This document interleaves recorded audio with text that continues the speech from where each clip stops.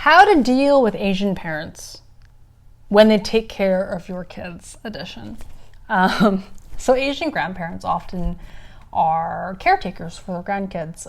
It's a tradition that's as old as time. I have many friends and family members who are Asian who actually had their grandparents take care of them. And so it's just like a cycling of traditions, right? And as a mom, as a millennial Asian mom, how did I make this work without kind of blowing up at my parents? Because back in the day when you're a kid and your grandparents are taking care of you, you really don't see that conflict between your parents and their parents. So how did I make it work without pulling my hair out? I just cut it recently. So not because of the stress with my parents, just because it's hot and I wanted to have short hair. Anyway, so a year from now, my daughter will start kindergarten. And so that means no more getting spoiled at Gong Gong Por Por's. My parents, the Chinese words for maternal grandparents. My maternity leave will be over, and my son will be taking her place. And 3 days a week, every week, rain or shine. And it's been like that for the past 3 years. And during this time, these 3 years, it spurred many tough, anxiety-inducing conversations, frustrations, aha moments, and revelations. Enough for me to write an entire book titled How to Deal with Asian Parents. Because seeing your parents at least 3 times a week for someone might be like, they might shudder in fear. Or they might smile in comfort, and for me, it's become the latter over the years. The other day, I was picking up my daughter, and from my parents, and I asked my mom, like, are you having fun? Mom, like, homowana, right? And she stares at me, like her eyes are like, and she's like, "Are you kidding me? Of course. This is like the most fun I've had in years." Your daughter makes me laugh until I cry, and she says so many funny things. I'm going to make the most of this time before she starts kindergarten. And I started thinking about that. Like, they really cared for my daughter since she was a baby. And I started thinking about the significance of their influence on her life. And really how it didn't start out that way, you know what I mean? I really didn't have expectations of what was going to happen, because you don't really know what you don't know, right? I remember the first day I dropped her off at my parents', and I was nervous, anxious, I worried all day at my desk about what's going to happen, what was happening. She was still a baby. She was like a year old. She wasn't even walking. She was barely talking. And, my parents had to change her diaper. They had to feed her bottled milk. They had to put her down for naps. It was very quiet, slow moving, physical labor, like a lot of physical grunt work that my parents had to do. And over time, my parents have adjusted. They've gained a lot of confidence, and they got to know their granddaughter, her personality, her needs, everything about her. And the experience has been an awakening for my dad. And it's been actually very amusing for my mom watching him. Because growing up, my mom did most, if not all, of the childcare duties while my dad would work.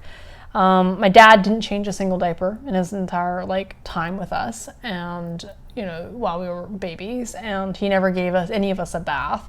There's that the mindset of having daughters, and the father, I don't know, just the gender rules, right? That gender rules. And then he has other grandkids, like my sister's kids. They live in Alberta. But he's never had to care for them at this level, right? 3 days a week. And watching my mom watch him get entertained has been incredibly rewarding for me. Watching someone watch someone is What is that? Like very meta. Anyway, so here's like the first time my dad ever had to change a diaper. I think my daughter was around 2, so it had already been a year of them taking care of her. And I just dropped her off. And she, like within minutes of me leaving, my daughter decides to take a poop. And my mom was still sleeping. So she sleeps in the morning. My dad does the morning shift and she does more of the afternoon shift.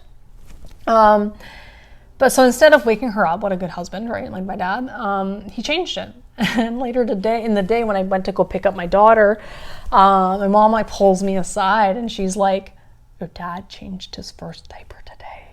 And she's like, just like this huge grin on her face, like a little kid. And I was just like, so entertained. I was like, I sarcastically make this remark. I said to my dad, like, wow, Dad, after 37 years, you finally changed a diaper, huh? Bravo. Slow clap, right? And like I remember him, he groans, he's like, and then like banters back at my mom, like, you know, the next time I'm waking you up to change it. But you know, like over time, like now she's, you know, obviously potty trained, walking, talking, strongly opinionated, independent little kid. And the interactions that she has with my parents, and then between all 3 of them, has gotten more complex and more fascinating and entertaining to watch. I call it the Tasiu fight. Tasiu is barbecue pork. The other day, so my mom, like this is recently, my mom tells me that my daughter helped stop a fight between her and my dad. So my mom and dad were fighting and then my daughter was able to stop it. And I was like, in my head, I'm like egotistically thinking, oh, she inherited my conflict resolution skills, right? But anyway, so my parents were making tasiu for dinner, barbecue pork, and my dad had prepared the meat, you know, does this thing, and then puts it in the oven. And a few minutes later, my mom walks into the kitchen and looks inside the oven, and she criticizes my dad and says, you didn't put enough sauce on the meat. Like, go tasiu journally, right? And then my dad disagrees, and then my mom says, okay, fine, if you disagree, I'm going to be the one I'll take it out of the oven and I'll put some more sauce on it. And then my dad tells her, no, you can't, because once you open the oven, the heat's going to dissipate and it'll screw up the cooking and it won't cook properly. And then my mom's like, no, it won't. And then their voices start to get like louder, and like their bickering starts to turn into an argument. And just then my daughter walks into the kitchen and she's like, why are you guys so noisy? Why stop talking so loudly? You know, go stop talking. You talk too much. Stop yelling at Por Por, right? Like it's like,你哋咁嘈啊，唔好講咁大聲啊, right? Like just lecturing them.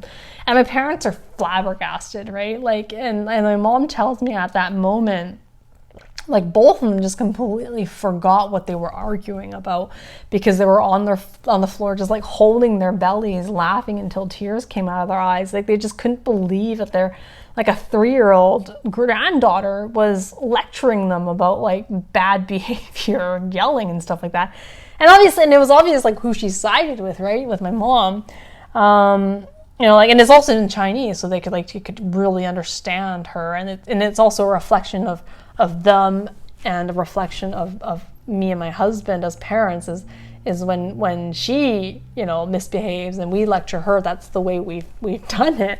But anyway, so to get to this point, it's like a somewhat happy medium where I'm not like worried or constantly annoyed with how my parents are taking care of my daughter. There were several things that helped, and then here's the start of my series. You know, there are some tips that's helped for me in having my parents take care of my kids.